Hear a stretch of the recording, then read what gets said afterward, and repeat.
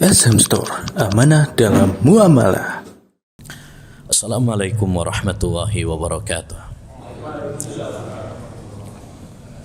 Alhamdulillahirabbil alamin. Wabihi nasta'in ala umuri dunya waddin. Wassalatu wassalamu ala ashrafil anbiya'i wal mursalin, nabiyyina Muhammad wa ala alihi wa sahbihi ajmain.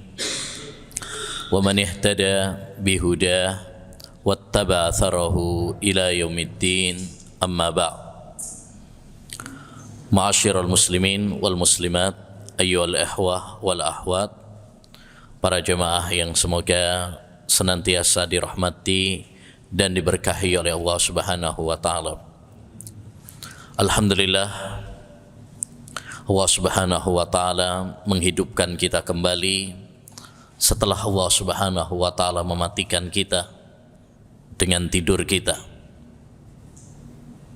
Tidak ada yang menghidupkan kita, membangunkan kita dari lelap tidur kita kecuali karena karunia dan taufik dari Allah Subhanahu wa taala semata. Oleh karenanya Nabi SAW mengajarkan kepada kita bangun tidur untuk berdoa, alhamdulillahilladzi ahyana ba'dama amatana wa ilaihin nusyur. Segala puji bagi Allah Subhanahu wa taala yang menghidupkan kita kembali setelah Allah Subhanahu wa taala mematikan kita.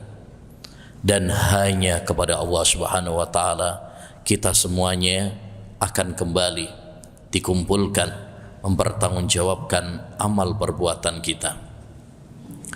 Ma'asyiral muslimin wal muslimat, para jemaah yang semoga senantiasa dirahmati dan diberkahi oleh Allah Subhanahu wa taala. Alhamdulillah, kita dipertemukan oleh Allah Subhanahu wa taala dalam majelis ilmu yang berbarokah ini usai bulan Ramadan. Tentu ada beberapa kewajiban yang harus kita lakukan usai bulan Ramadan ini. Pertama, hendaknya bagi kita untuk bersyukur kepada Allah Subhanahu wa taala yang telah mempertemukan kita dengan bulan Ramadan, yang telah memudahkan kita beribadah di bulan Ramadan. Tidak ada yang memudahkan kita kecuali Allah Subhanahu wa taala. Wa ma bikum min ni'matin faminallah. Tidak ada satu nikmat yang kalian peroleh kecuali dari Allah Subhanahu wa taala semata. Betapa banyak saudara kita, tetangga kita, bahkan ustadz-ustadz kita ya, yang tidak diberi kesempatan oleh Allah bertemu dengan Ramadan. Allah Subhanahu wa taala panggil mereka menghadap Allah Subhanahu wa taala mendahului kita. Maka ketika Allah Subhanahu wa taala memberikan kesempatan kepada kita, wajib bagi kita untuk bersyukur. Karena dengan syukur Allah Subhanahu wa taala akan menambahkan nikmatnya kepada kita. La in syakartum la azidannakum. Kalau kalian bersyukur, aku akan tambahkan nikmatku kepada kalian. Dahulu para ulama mengatakan, qayyidu an-ni'ama bisyukri. Ikatlah nikmat-nikmat Allah itu dengan syukur. Kalau kita bersyukur, nikmat itu akan terikat, nggak akan hilang dari kita, bahkan akan ditambahi. Tapi ingat, syukur bukan hanya dengan kata-kata. Syukur bukan hanya dengan mengucapkan alhamdulillah selesai. Enggak. Syukur itu kata para ulama dengan 3 hal. Yang pertama, syukur dengan hati, yaitu kita meyakini bahwa semua nikmat semata-mata datangnya dari Allah semata, bukan karena kehebatan kita, bukan karena kejeniusan kita, tetapi semata-mata anugerah dari Allah Subhanahu wa taala azza wajalla. Yang kedua, syukur diwujudkan dengan lisan, yaitu menyanjung dan memuji Allah Subhanahu wa taala dengan berucap alhamdulillah, segala puji bagi Allah Subhanahu wa taala. Nabi bersabda, afdhaludz dzikri la ilaha illallah wa afdhalud du'ai alhamdulillah. Sebaik-baik zikir adalah kalimat tauhid la ilaha illallah. Tidak ada sesembahan yang berhak diibadahi kecuali hanya Allah. Dan sebaik-baik doa adalah ucapan alhamdulillah. Makanya kita sering dianjurkan untuk mengucapkan alhamdulillah setelah mendapatkan nikmat. Selesai makan suruh mengatakan alhamdulillah. Bangun tidur alhamdulillah. Bersin alhamdulillah, karena itu nikmat, Pak. Orang bangun tidur itu nikmat. Orang bisa makan nikmat. Orang bisa bersin itu nikmat. Makanya kita dianjurkan untuk mengucapkan alhamdulillah sebagai bentuk syukur kita kepada Allah Subhanahu wa taala. Dan yang ketiga, syukur itu adalah dengan anggota badan, yaitu dengan menggunakan nikmat-nikmat yang telah Allah Subhanahu wa taala berikan dalam rangka mendekatkan diri kita kepada Allah. Kalau kita diberi ilmu, gunakan ilmu kita untuk ibadah. Kita amalkan, kita sebarkan. Kalau kita diberi harta, gunakan harta kita belanjakan untuk di jalan Allah Subhanahu wa taala. Untuk membantu orang-orang yang lemah, untuk bangun masjid, markas dakwah, dan sebagainya. Kalau kita diberi kesehatan, gunakan kesehatan kita dalam rangka untuk ibadah kepada Allah Subhanahu wa taala. Begitu seterusnya.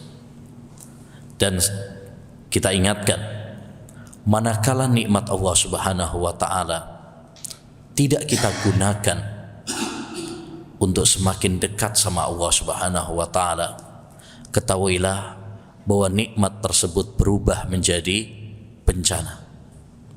Kullu nikmatin la tuqarribu ila Allah fahiya nikmah.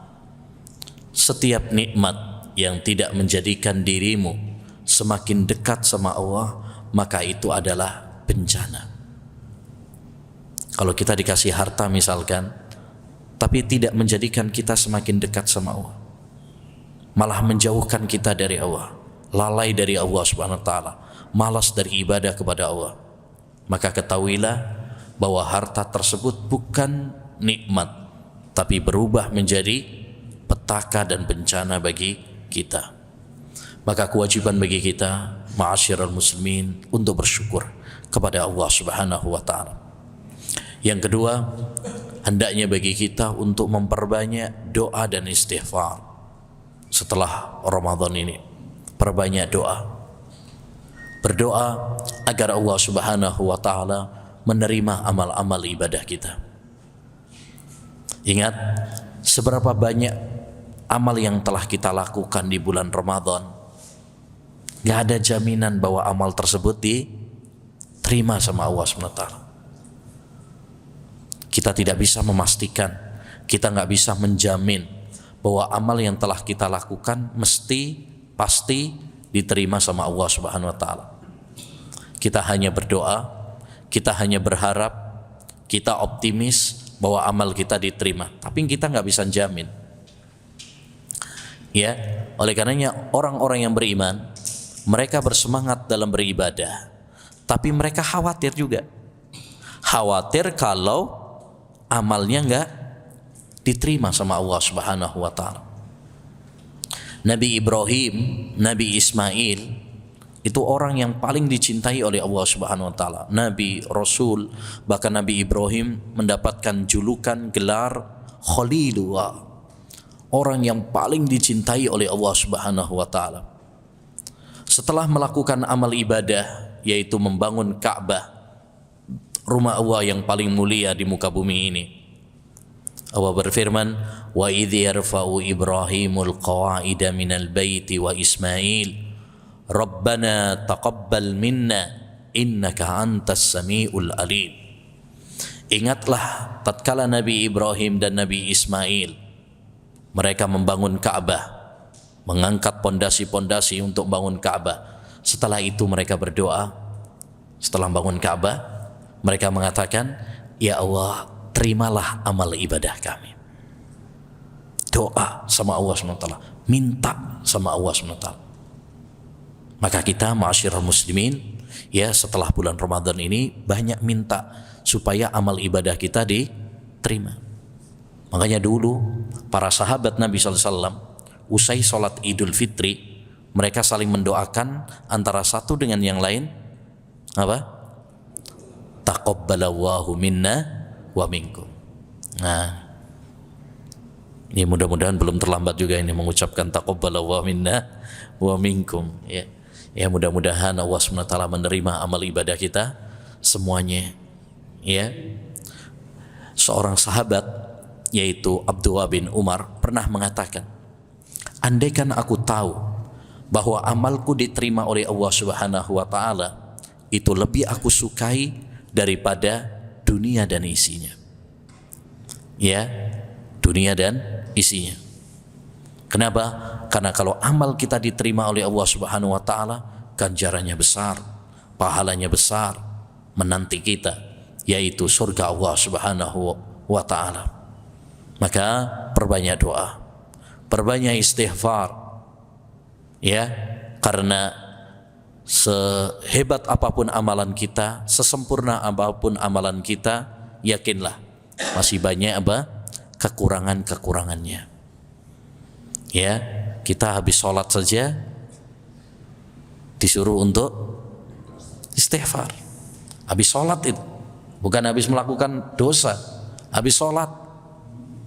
Makanya perlu kita ketahui beda, ya, istighfar sama taubat itu beda. Kalau taubat itu habis melakukan dosa, itu taubat. Tapi kalau istighfar tidak.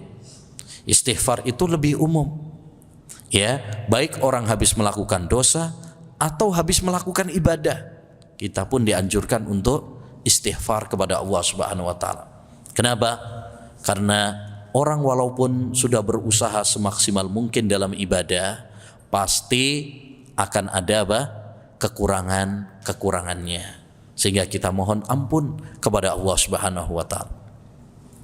Aisyah, istri Nabi sallallahu alaihi wasallam, pernah bertanya kepada Rasulullah sallallahu alaihi wasallam, ya, wahai Rasulullah, kalau aku mendapati malam Lailatul Qadar. Malam Lailatul Qadar berarti akhir-akhir Ramadan. Apa yang harus aku katakan? Aku ngomong apa, wahai Nabi? Ya, Nabi sallallahu alaihi wasallam mengatakan, katakanlah wahai Aisyah, Allahumma innaka afuwun tuhibbul afwa fa'fu anni.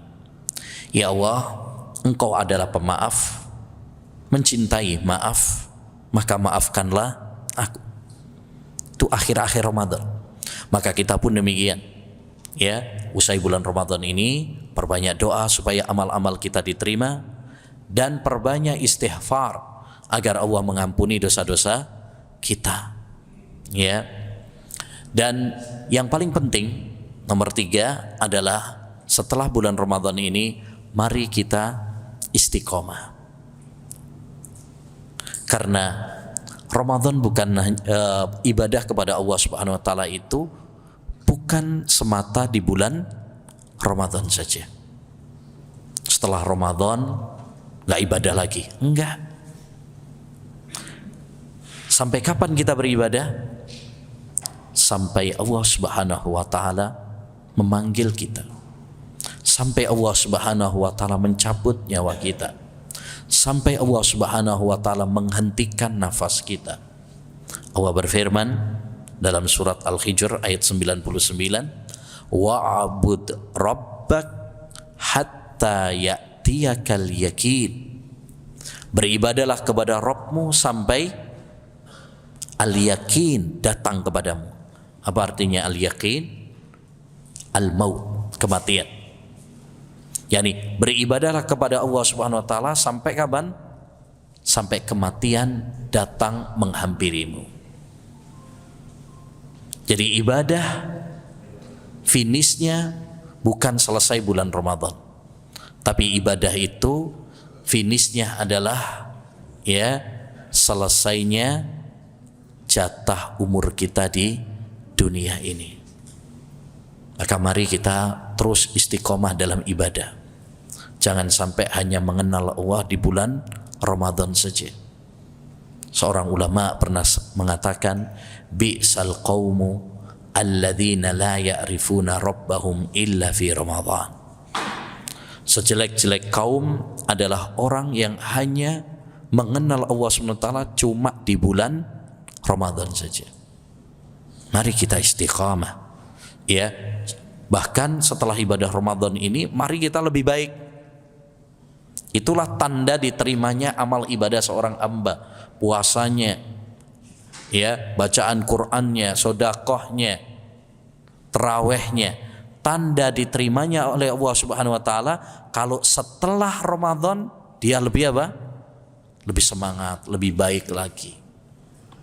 Karena al-hasanatu tatba'ul hasanata ba'daha.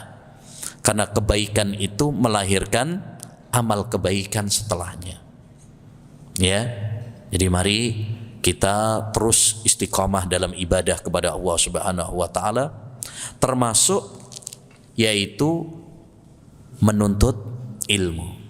Karena menuntut ilmu itu juga bagian dari ibadah, bahkan ibadah yang sangat mulia.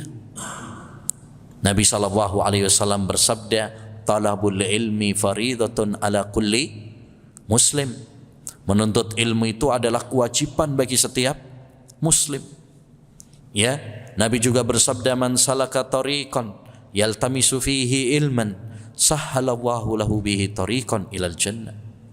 Siapa yang menempuh perjalanan dalam rangka untuk menuntut ilmu agama, ilmu Al-Quran dan Sunnah, maka Allah Subhanahu wa ta'ala akan memudahkan baginya jalan menuju surga. Maka kita juga harus istiqomah nih dalam menuntut ilmu, ya. Apalagi setelah pandemi ini, ya, 2 tahun udah lama nggak ngaji kadang, ya, ngaji online yang ngantuk aja, ya. Maka mari kita semangat untuk ngaji ilmu agama. Kenapa kita perlu ngaji ilmu agama? Supaya kita bisa beribadah kepada Allah dengan benar, ya. Supaya kita bisa membedakan mana tauhid, mana syirik, mana sunnah, mana bid'ah, mana halal, mana haram, mana rute menuju surga dan mana rute yang mengantarkan kita ke neraka.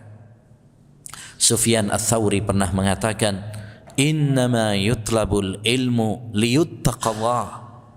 Ilmu itu dicari, tujuannya adalah agar kita bisa bertakwa kepada Allah Subhanahu wa ta'ala, menjalankan perintah-perintahnya dan menjauhi larangan-larangannya.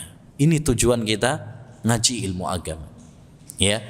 Termasuk insyaallah ta'ala yang akan kita bahas pada kesempatan kali ini, dan insyaallah ta'ala mudah-mudahan diberi kemudahan oleh Allah, ya. Setiap Sabtu ke-4, ya, insyaallah setiap bulan kita akan melanjutkan kajian, ya, kitab Al-Kabair, dosa-dosa besar, buah karya Al-Imam Az-Zahabi rahimahullahu ta'ala, yang dulu sudah dibahas oleh Ustadzuna, ya, Husnul Yakin rahimahullahu ta'ala, ya, yang wafat mendahului kita di masa pandemi.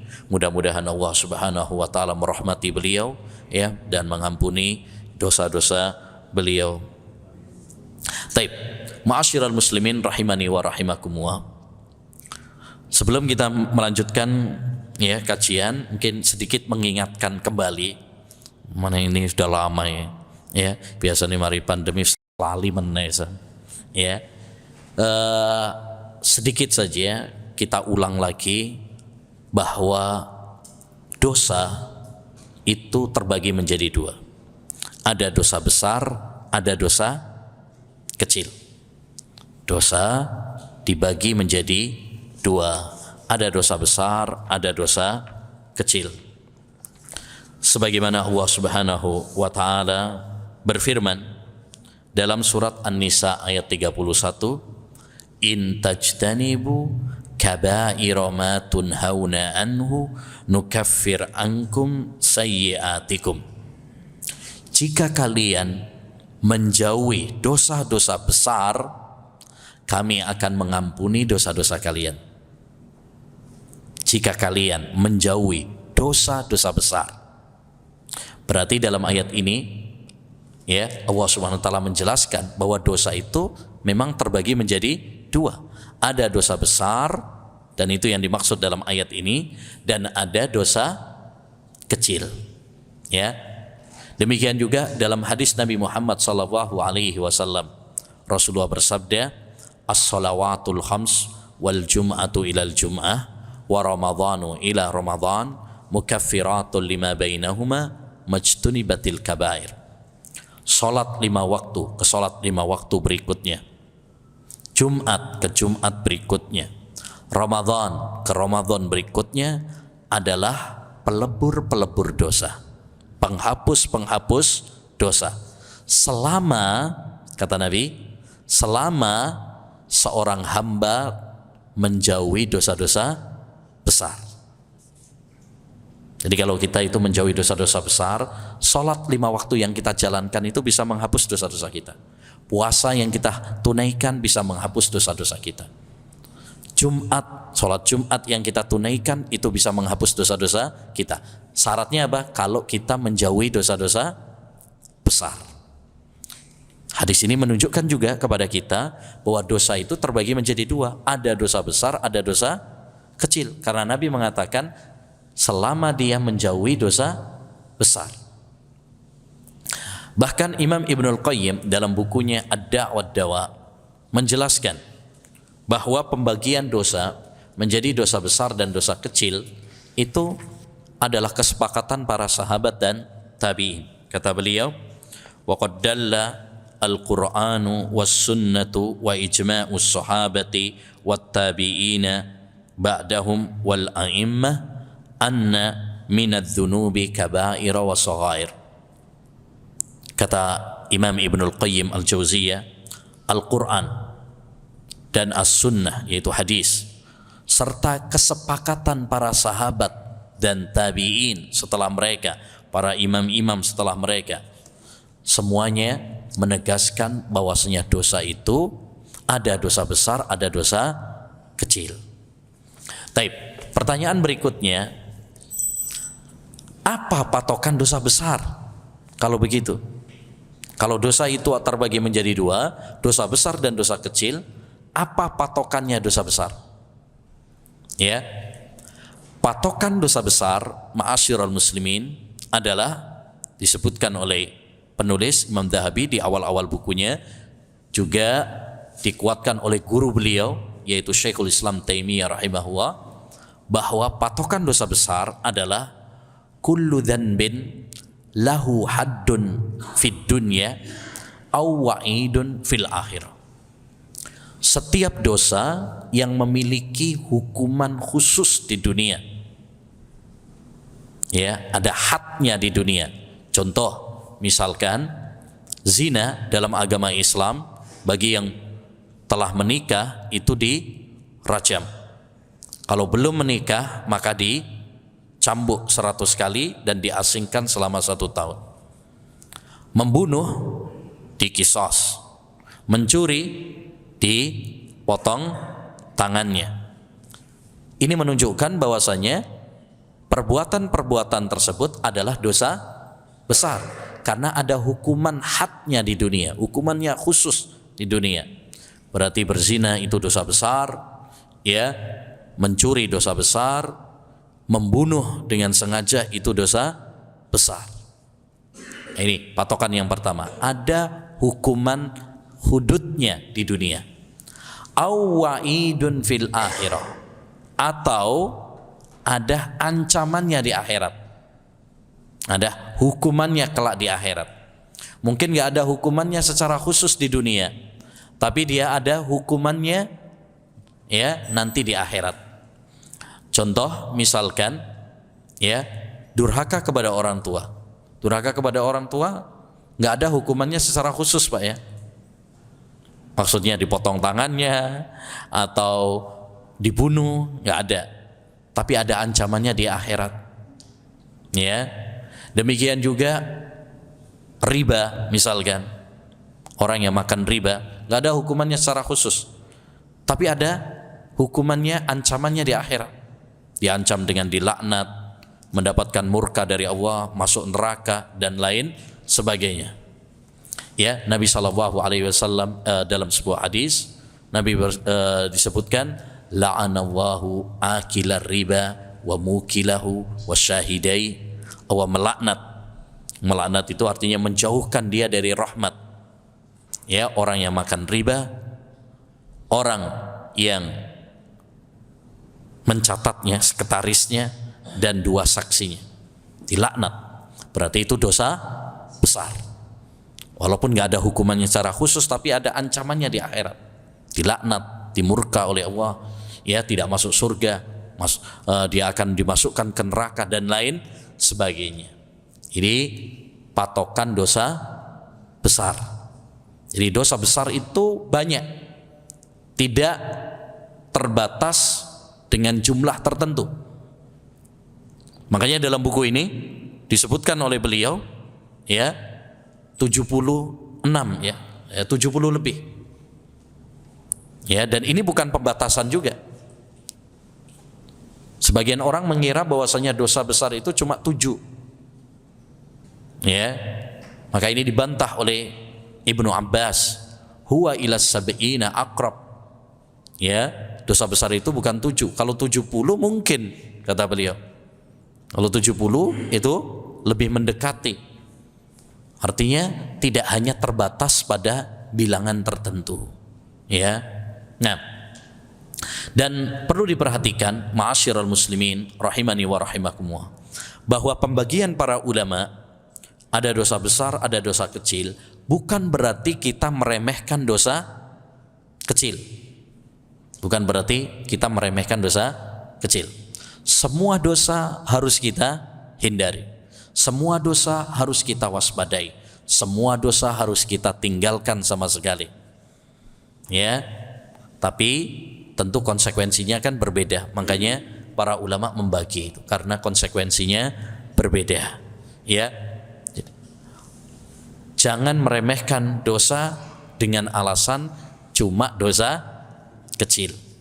Dosa kecil itu apa? Apa bedanya dengan dosa besar? Kalau dosa besar ini tujuan. Ya, kalau dosa kecil itu sarananya. Contoh misalkan zina, dosa besar. Sarananya misalkan seperti memandang wanita yang bukan mahram. Itu sarana, itu dosa kecil. Karena dia adalah sarana. Jabat tangan dengan lawan jenis yang bukan mahramnya, itu dosa, tapi dosa kecil. Karena apa? Sarana. Dia adalah sarana yang mengantarkan kita kepada dosa besar. Ya. Taib. Jadi sekali lagi pembagian para ulama bahwa dosa itu terbagi menjadi 2, dosa besar dan dosa kecil, bukan berarti maksudnya kita meremehkan dosa kecil. La tahkiranna ya saghiratan inna al-jibala minal khasa. Seorang penyair mengatakan jangan meremehkan dosa kecil karena gunung itu dari kerikil-kerikil kecil.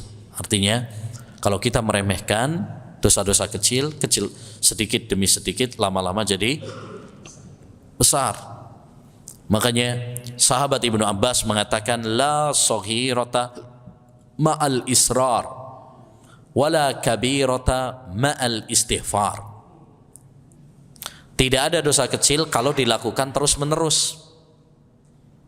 Ini kalau dosa kecil tapi kita melakukan terus-menerus, nggak ada dosa kecil, itu berubah menjadi dosa besar.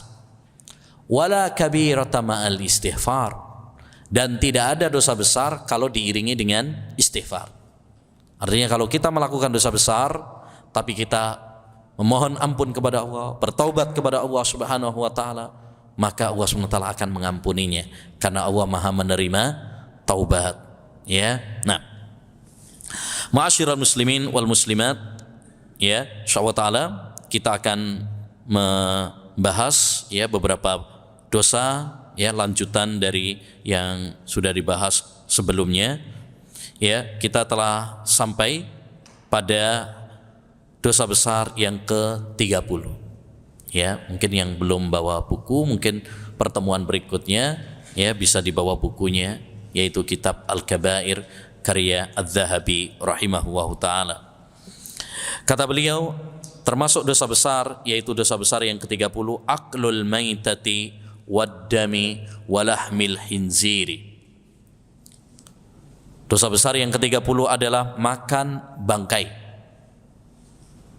waddami dan darah, walahmil hinzir dan daging babi. Qala Allah Ta'ala, Allah Subhanahu wa Ta'ala berfirman, Qul la ajidu fima uhiya ilayya muharraman ala ta'imin yat'amuh. Katakanlah, aku tidak mendapati apa yang Allah wahyukan kepadaku berupa makanan yang haram, kecuali illa ayyakuna maitatan. Ya, ini menunjukkan bahwa hukum asal makanan itu adalah halal. Ini kaidah penting yang perlu kita pahami. Hukum asal masalah makanan, masalah minuman, bahkan hukum asal masalah dunia secara umum adalah halal, boleh, sampai ada dalil yang mengharamkan. Jadi kalau ada yang beda pendapat, pro kontra tentang suatu makanan, ada yang bilang halal, ada yang bilang haram, maka yang dituntut mendatangkan dalil adalah yang mengatakan haram. Kalau misalkan ya ada yang bilang kopi itu halal, ada yang bilang kopi itu haram, siapa yang dituntut mendatangkan dalil? Yang bilang haram. Siapa yang mengharamkan, dialah yang dituntut mendatangkan dalil. Karena hukum asal makanan dan minuman adalah halal. Yang mengatakan halal nggak dituntut dalil.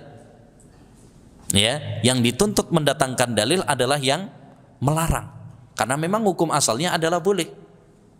Ya, nah, kalau kita dituntut mendatangkan dalil satu persatu, ya repot kita. Nanti, ya, soto apa hukumnya? Ya, rawon apa hukumnya? Pecel apa? Bakwan, satu persatu ada. Islam itu sempurna, tapi sempurnanya agama Islam adalah dengan meletakkan kaidah.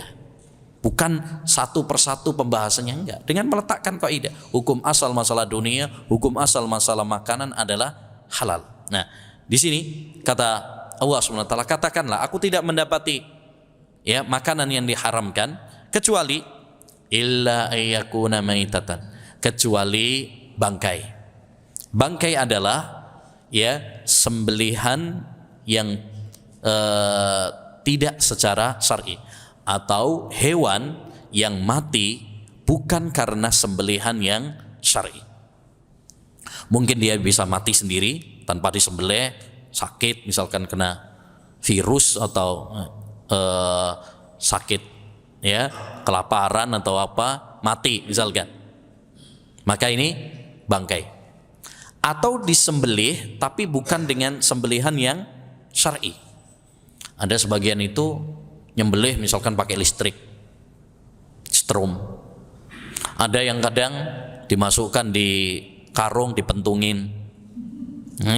Nah, maka itu bukan sembelihan yang syar'i, berarti bangkai itu. Itu bangkai. Haram. Hukumnya adalah haram. Kenapa?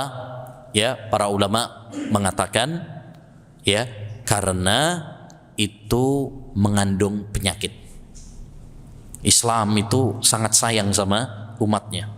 Ketika mengharamkan makan bangkai itu karena kalau kita makan bangkai itu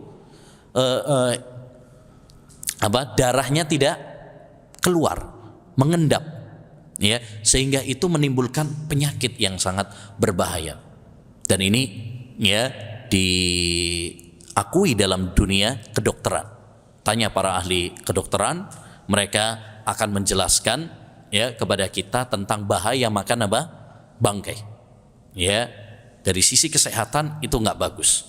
Ya, dan itu bisa membahayakan. Ya, Islam itu melarang kita dari hal-hal yang bisa membahayakan tubuh kita. La dharara wala dirar. Tidak boleh membahayakan diri sendiri dan membahayakan orang lain. Segala hal yang bisa membahayakan diri kita itu dilarang oleh agama Islam. Kenapa? Karena Islam sayang sama kita. Allah sayang sama kita. Rasulullah sayang sama kita. Bahkan Allah lebih sayang kepada kita daripada kita terhadap diri kita sendiri. Kita terkadang nggak sayang sama diri kita sendiri. Ya, ada orang mencederai dirinya, melukai dirinya. Ada orang bunuh dirinya. Berarti nggak sayang sama dirinya. Tapi Allah Subhanahu wa taala melarang kita dari bunuh diri. Allah melarang kita melukai diri sendiri. Ya, kenapa? Karena Allah sayang sama kita. Allah berfirman, ya, wala taqtulu anfusakum innallaha kana bikum rahima. Janganlah kalian membunuh diri kalian. Bunuh diri itu nggak boleh. Termasuk dosa besar. Sesungguhnya Allah sangat sayang sama kalian. Nah, ini penting kita belajar ya supaya kita semakin cinta sama Allah. Kenapa Allah melarang kita makan bangkai? Kenapa Allah melarang kita makan babi? Karena Allah sayang sama kita. Jangan malah bilang, wah gak enak Islam, titik-titik haram, mangan iki gak oleh, mangan itu gak oleh. Enggak. Ini orang yang berpikiran sempit. Ya, harusnya kita ya dengan kita mengetahui seperti ini, justru kita semakin apa? Semakin cinta sama Allah. Kenapa Allah mengharamkan kita makan babi? Karena Allah sayang sama kita. Dan itu terbukti. Makan bangkai itu membahayakan kesehatan. Makan darah. Darah itu yaitu darah yang mengalir maksudnya. Ya, audaman masfuhan, darah yang mengalir. Karena orang-orang jahiliyah dulu biasanya kalau nyembelih unta, darahnya itu dikumpulin. Habis itu diminum atau dimasak. Ya, sekarang juga ada sebagian begitu ya. Ya, nyembelih bebek atau ayam, darahnya itu dikumpulkan nanti digoreng. Ya, goreng. Ya, apa tadi apa ya? Nah, itu hati-hati, itu haram, nggak boleh itu ya. Karena darah itu mengandung penyakit.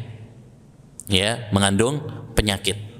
Nah, ini tidak diperkenankan. Karena Islam itu sangat sayang sama kita. Segala hal yang bisa membahayakan diri kita itu nggak boleh.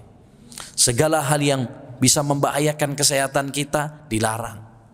Ya. Nah, adapun kalau darah yang tidak mengalir boleh. Misalkan sampean kalau nyembelih kambing ya atau sapi atau ayam, kadang-kadang ada darah yang nempel pada daging. Itu nggak apa-apa. Atau pada tulang ya. Biasanya masih ada yang nempel dikit-dikit gitu ya. Itu tidak mengapa. Karena itu bukan darah mengalir. Yang dilarang itu darah yang mengalir. Ya, darah yang mengalir. Tapi yang ketiga, aulah mahinzir, atau makan daging babi. Baik babi peliharaan atau enggak, jantan atau betina. Ya, baik dagingnya atau gajihnya, kulitnya, minyaknya, jerohannya, semuanya hukumnya adalah haram. Kalau ada yang mengatakan, Ustaz itu kan dalam ayatnya kan lafadznya apa?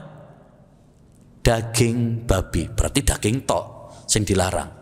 Kalau enggak daging berarti gak apa-apa. Tidak demikian. Para ulama ya mengatakan ya yang dimaksud di dalam hadis ayat ini adalah keseluruhan. Kenapa Allah menyebut daging? Karena memang yang biasa dimakan itu adalah daging. Ya, bahkan orang Arab ya, misalkan kambing atau unta sing dimakan daging tok, sing liyane dibuak, Pak. Ya, beda sama orang Indonesia ya. kabeh dimanfaatno. Ya, sak kulit-kulite. Ya, jerohannya ya. Nah, kalau sana itu paling diambil dagingnya atau yang lainnya nggak diambil. Nah, karena itu yang dimakan itu biasanya dagingnya. Tapi bukan berarti kemudian kalau yang lain boleh, enggak. Ulama sepakat apapun yang masuk dalam kategori babi berarti itu adalah haram. Ya, bahkan ulama-ulama dzahiri itu ulama yang tekstual sekalipun, ya, mereka semuanya sepakat bahwa yang dimaksud bukan hanya dagingnya saja. Ya, nah ini terutama di negara-negara non muslim ya. Ya, negara-negara kafir kita harus hati-hati tuh. Banyak yang jualan babi. Ya, Surabaya ya kayak ya, jual ya daging babi guling. Nah, hati-hati tuh. Apalagi kalau di daerah-daerah yang memang mayoritas non muslim kayak di Bali misalkan, itu banyak apa? Jualan babi. Pernah saya ke Bali, ada warung tulisannya sana jual daging babi 100% haram. Tulisannya 100% haram. Ya, karena pinggirnya ada warung muslim 100% halal. Nah, dia bikin 100% haram. Ya, warung babi. Ya, nah, awal musta'an. Ya, bahkan hampir saja saya waktu itu mau beli pentol, ya, ternyata pentolnya pentol babi. Ya, pentol babi. Makanya kita harus hati-hati. Masalah makanan ini ya masalah yang sangat penting. Halal haram itu penting. Kenapa demikian? Karena makanan yang kita makan itu berpengaruh ya pada akhlak kita, ibadah kita, hati kita. Orang yang makan makanan yang halal, insya Allah hidupnya apa? Aman, bahagia, tenang. Tapi kalau makanan yang dia makan haram, nah, hidupnya enggak tenang, sumpek, gelisah, gundah. Ya. Kemudian membentuk pada karakter. Orang yang makanan yang haram, ya karakternya, akhlaknya akan terlihat. Itulah kenapa kita dilarang makan daging binatang buas. Karena nanti akhlaknya jadi buas juga. Ya, jadi buas juga, temperamen, ngamuan, emosional. Ya. Tapi coba kalau makanannya halal. Ya, kangkung ya.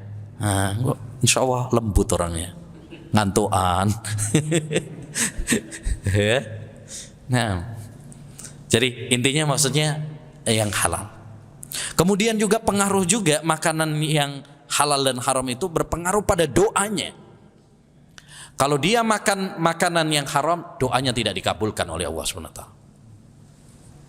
Nabi pernah bersabda, "Summa dzakara rajul yutilus safar as'a akbar yamuddu yadayhi ila sama ya rabbi ya rabb wa mat'amuhu haram wa mashrabuhu haram wa malbasuhu haram wa hudhiya bil haram fa anna yustajabulah."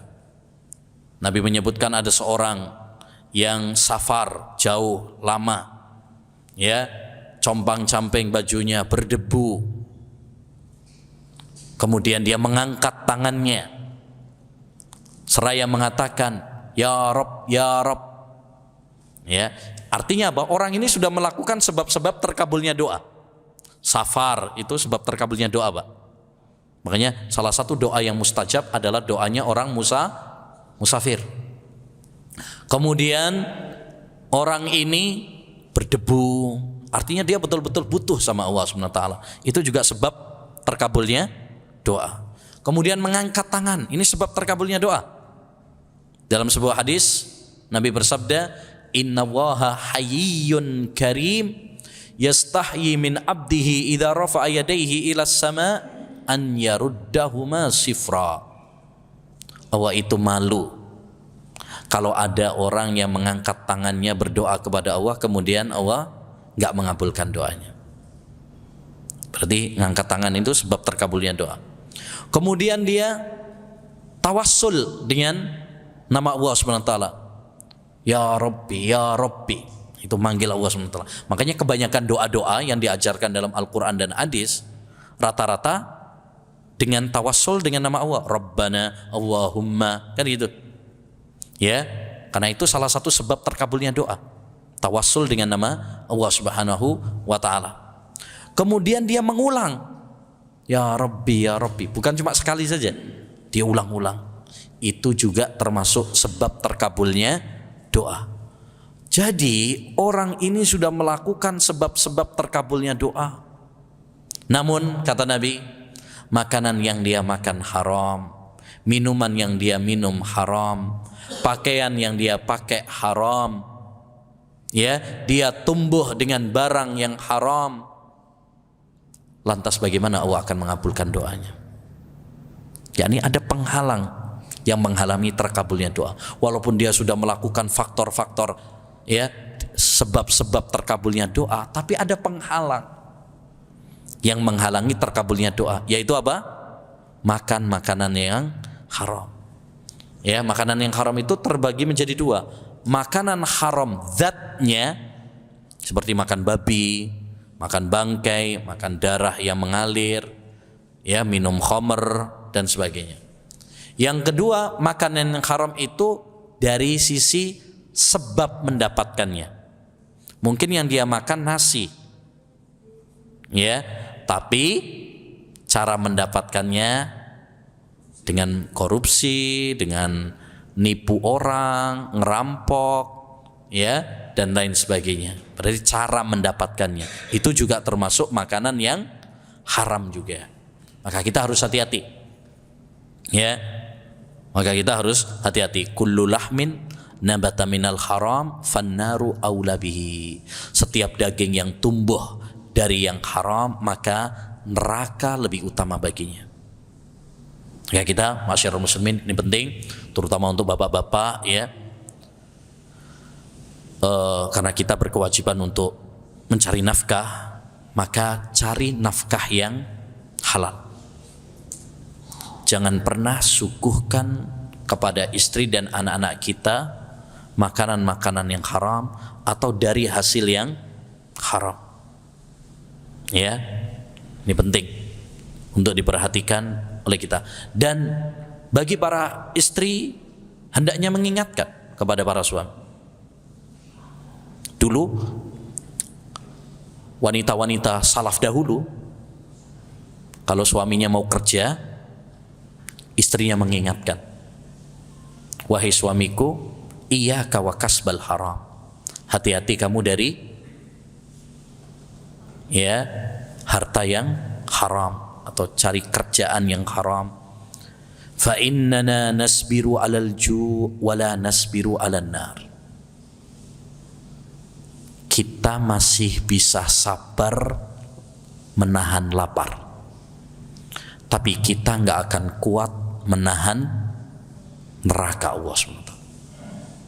Artinya apa? Mendingan kita kelaparan ketimbang masuk neraka. Masya Allah, duit pucung ini enak, Pak. Ya. Sekarang repotnya banyak para suami itu udah nggak peduli halal haram. Salah satu sebabnya adalah tuntutan istri. Pokoknya gak ngerti mas yo, sampean kerja opo sing penting oleh duit is.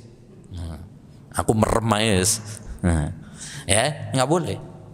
Istri juga harus berkewajiban mengingatkan, ya, karena peran istri juga penting.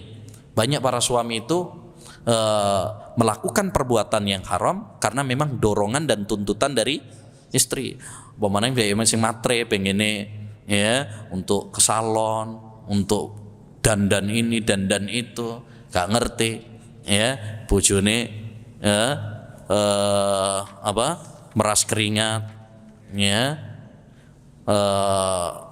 ya, banting tulang sampai remuk kabeh tulangnya. Taib. Jadi Faman ta'ammada akla dzalika li ghairi darurah fahuwa minal mujrimin.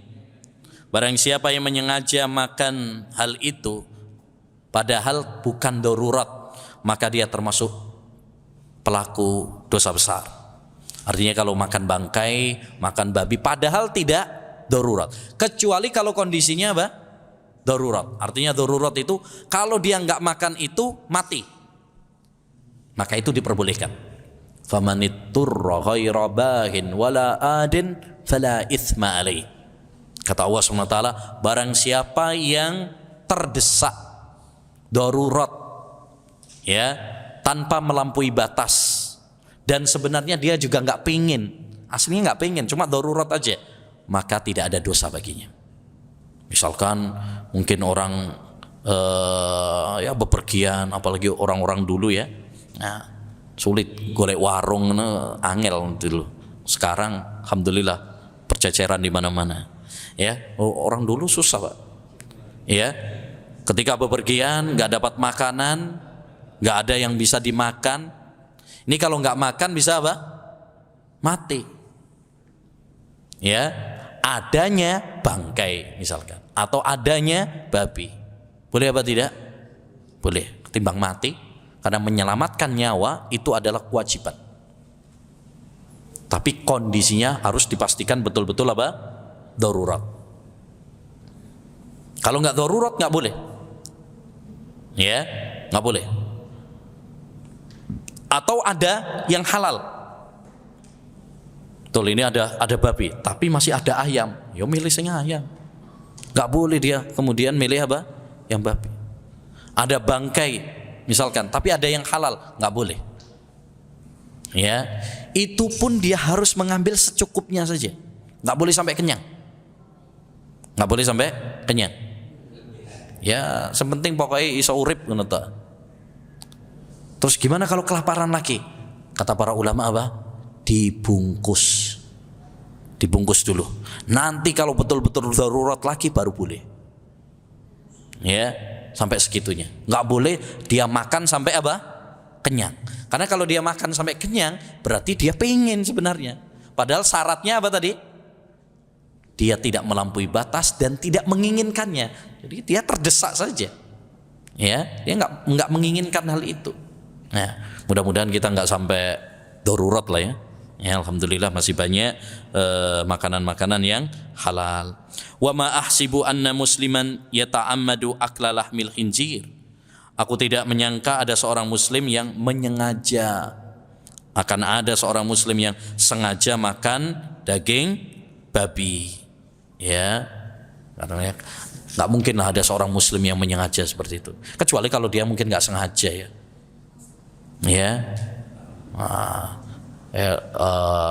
Masuk warung ya, disangkakno ya sate kambing, wis warak baru dikasih tahu, oh tadi daging babi ya, wis mlebu weteng piye meneh.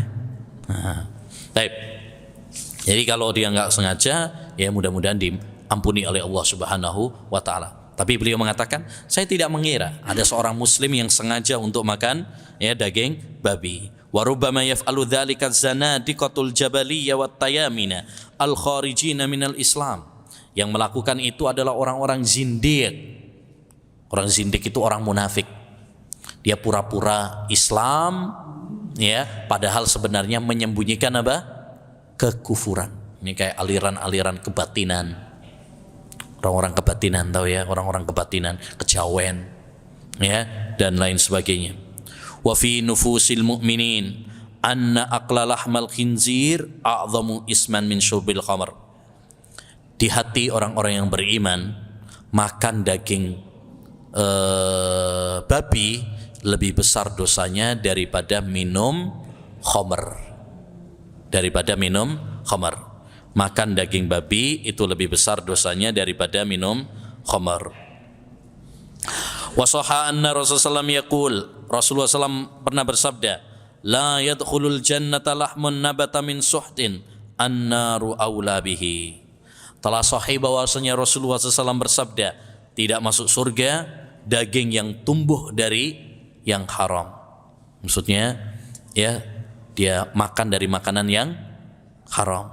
Jadi kalau daging kita ini tumbuh apalagi sampai gemuk ya karena kenyang dengan makanan-makanan yang haram, maka ya tidak akan masuk surga. Dan ucapan seperti ini tidak masuk surga ini ancaman di akhirat yang menunjukkan bahwa itu adalah perbuatan dosa besar. An-naru aula bihi, neraka lebih utama bagi dia. Wa qad ajma'al muslimuna ala tahrimil la'ibi bin nar. Ya, kaum muslimin sepakat tentang haramnya main dadu. Ya, yang biasa dipakai untuk judi itu ya, dadu. Ya, wa yakfika ya min hujajihim ala tahrimihi qaulun Nabi sallallahu alaihi wasallam. Sedangkan Nabi SAW mengatakan man la'iba bin nardashir faka'annama sabagha yadahu fi lahmil khinziri wa dami. Siapa yang main dadu seakan-akan dia mencelupkan tangannya di daging ya babi atau darahnya. Wala raiba anna ghamsal muslim yadahu fi lahmil khinziri wa dami a'dhamu min la'bin nard. Ya, tidak ragu lagi bahwa seorang muslim mencelupkan tangannya di daging babi atau darahnya lebih besar dosanya daripada main dadu. Famadzannu bi akli lahmihi wasyurbi dami. Kalau itu saja dilarang, apalagi sampai memakannya. Mencelupkan tangan kita ya ke daging babi saja itu enggak boleh. Apalagi kalau sampai memakannya, apalagi sampai menikmatinya. Ya. Nah, dan daging babi, ma'asyiral muslimin, kita kalau berbicara tentang hikmah, kenapa Allah melarang kita makan daging babi ya? Karena babi itu memiliki beberapa sifat. Yang ini perlu kita pahami supaya kita semakin yakin dengan keindahan agama Islam. Satu, babi itu binatang yang jorok. Siapa yang ngerti tentang babi akan tahu betapa joroknya hewan ini. Dia dikasih yang baik-baik, yang bersih-bersih malah nggak mau. Coba sampein kayak ono babi soto ayam, lah kayak gelem. Kayak ono rawon, kayak gelem. Pemenang pecel. Tapi kalau dia dikasih yang kotor-kotor mau dia.